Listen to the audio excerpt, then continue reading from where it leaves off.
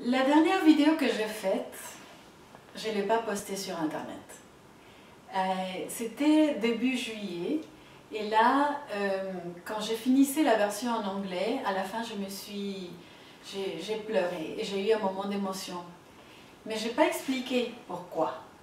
Et donc la vidéo a terminé comme ça, mais je ne voulais pas non plus la poster et faire de la peine à quelqu'un, parce que voilà, peut-être ils allaient penser, oui, mais qu'est-ce qu'elle a, qu'est-ce qui se passe, est-ce qu'elle a de nouveau quelque chose, enfin.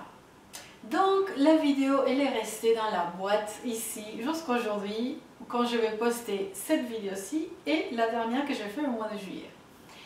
Et ce qui s'est passé, c'est qu'à ce moment-là, quand j'ai été émue, j'ai pensé à ces personnes.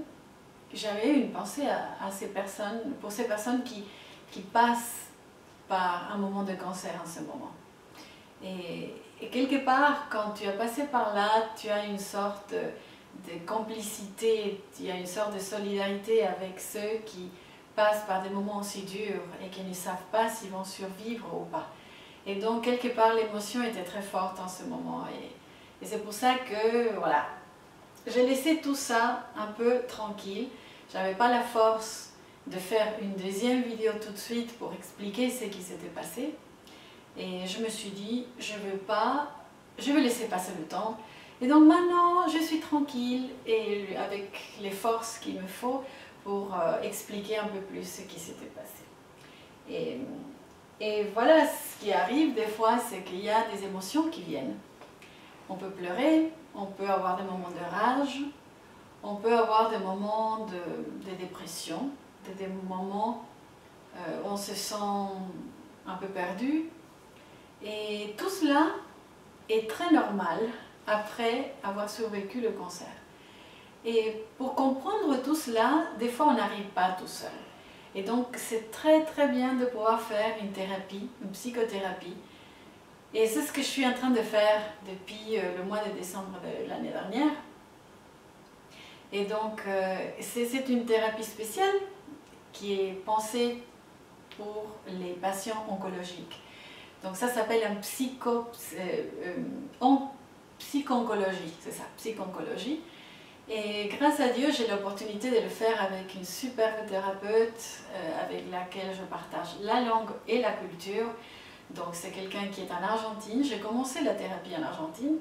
Et puis après, en revenant ici, je peux continuer par Skype. Et c'est quelque chose qui m'aide énormément à comprendre que ce que je suis en train de passer maintenant, c'est une sorte de deuil.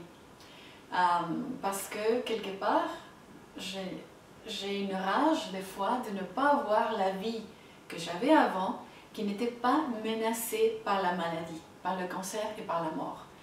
Et parce que c'est une réalité qu'il faut accepter. Une fois qu'on a survécu le cancer, la vie ne revient pas à la normale. La vie est tout à fait différente et il y a cette épée de Damoclès qui des fois est très très présente et te rappelle que les choses peuvent revenir et voilà, c'est une normalité, c'est pas un fatalisme, c'est pas être négatif ni rien, c'est une normalité qui se passe dans la tête de tous ceux et celles qui ont passé par le cancer, ils ont survécu. Et donc, le fait de pouvoir travailler, parler de tout ça, réfléchir à tout ça m'aide énormément parce que c'est quelque chose qui n'est pas facile à comprendre tout seul. Donc c'est vraiment très conseillé, je peux le conseiller vivement de faire une psycho-oncologie, une thérapie psycho-oncologique dans ce cas-ci. Et il y a une autre chose que j'ai mentionné souvent quand je faisais mes vidéos chaque semaine pendant que je faisais mon traitement de cancer. Et je revenais toujours à l'élément de la foi. Et le fait d'avoir cette foi en Dieu, de croire le message que la Bible a à nous partager, à nous dire, c'est quelque chose qui me soutient toujours et encore, parce que là, on sent qu'on n'est pas tout seul pour se battre contre cette épée de Damoclès, contre ces peurs qui peuvent survenir de temps en temps. Cela ne veut pas dire qu'en ayant foi en Dieu, la chose devient mystique, que les problèmes sont tous résolus, qu'on devient des super-hommes ou des super-femmes. Pas du tout ça. C'est tout simplement qu'on sait où est-ce qu'on peut trouver une aide très importante. Et vous savez, dans la Bible, il y avait, à l'époque biblique, il y avait un personnage qui s'appelait Paul. On le connaît comme l'apôtre Paul. Et lui, c'est quelqu'un qui a eu une vie avec énormément de problèmes. C'est quelqu'un qui a passé par des situations très difficiles, même frôlé la mort plusieurs fois.